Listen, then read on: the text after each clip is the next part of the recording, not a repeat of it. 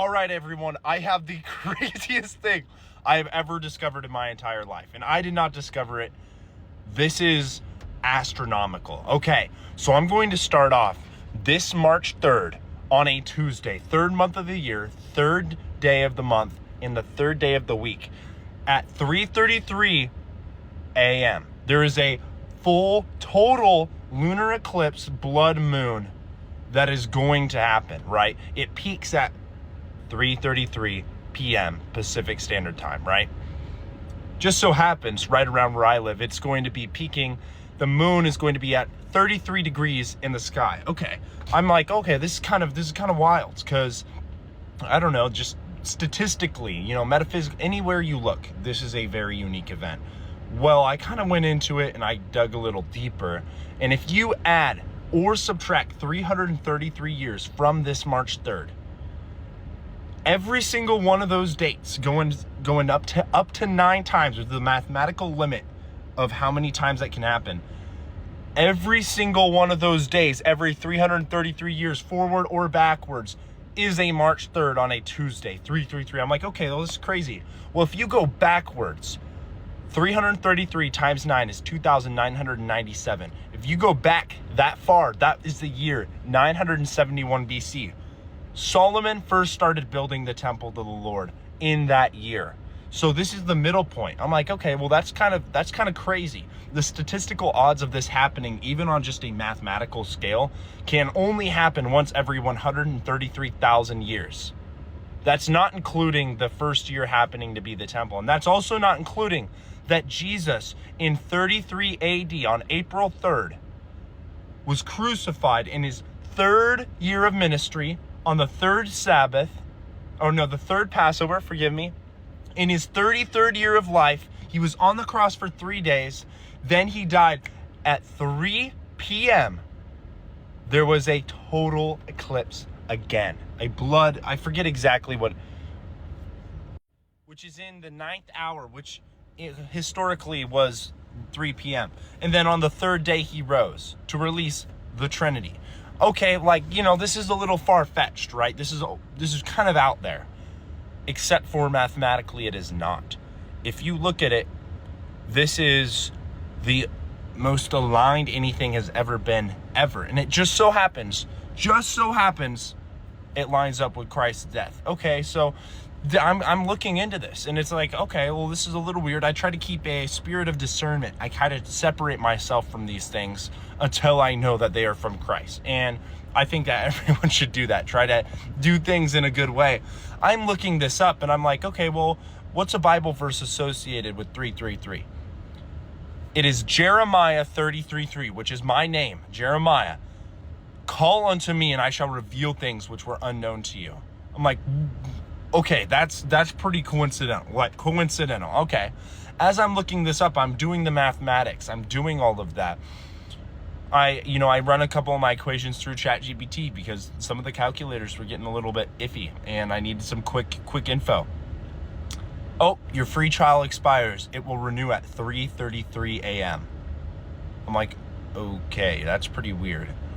And what led me to all of this is actually the star garnet, the Idaho 6-ray star garnet. And I came in contact with some of these older ones, which happened to be, they were discovered in 1937, I believe.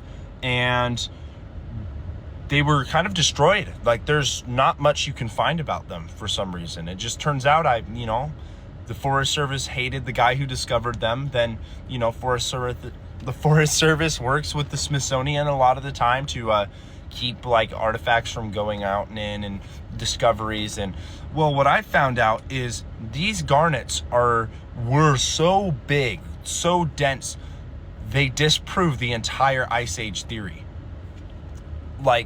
These were formed 15 to 8 miles within the Earth's crust, right? Then I'm trying to pack this in as much as possible because this has been a 2-month thing. Weird start, weird middle, and this is the conclusion. This is what has led me to. And, if you believe that the Earth is billions and billions of years old and the universe, okay, sure. This is not that statistically improbable. except for it kind of is. Within 133,200 year period, this could only happen one time, and that 9 times forward is that mathematical limit. And in between that 6,000 year period, because you go 333 times 9, that's 2,997. So it ends up being 5,990. I don't know.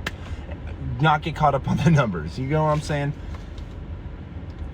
But this is an astronomical event, mathematically, scientifically, astrologically, metaphysically.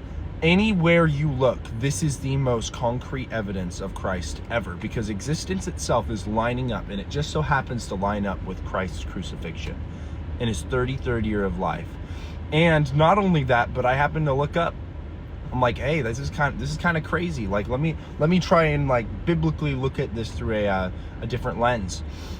And Jeremiah 33:3 says, "Call unto me, and I shall reveal things which were unknown to you."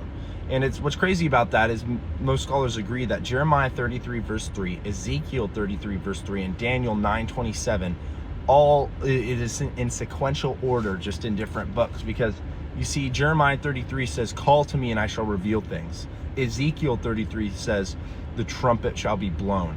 And Daniel 9:27, which is significant, is desolation occurs and the judgment happens.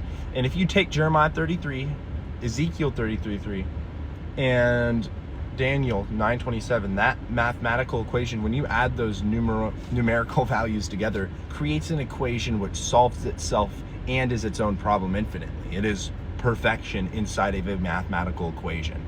And okay, you know, you might not agree with me on some of this, but you can't disagree with me. And I've talked to a lot of people. I've gone through, all these different types of people, pastors, witches, and they all agree. This is the most mathematical, logical equation that will ever happen to prove Christ's existence. And I don't know, tell me I'm wrong. Disagree with me. Try to find something, because at the end of the day, this is the most significant event in all of history. Like, logically impossible. And here I am, it's almost, it's way up there on like the video time, but this is me trying to pack it all in, because this has been a multiple month project that started off with me wanting to make a documentary.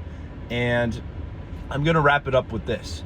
I saw some of the original Idaho star garnets for the first time, and since I saw them, I was like filled with like inspiration, like passion, like a drive to do something. Like I've never experienced that in that kind of like seriousness before, where I was talking about them in my sleep, my wife said, and it kind of freaked her out. And the more and more I dive into it, the more and more it just kind of like led me down this rabbit hole.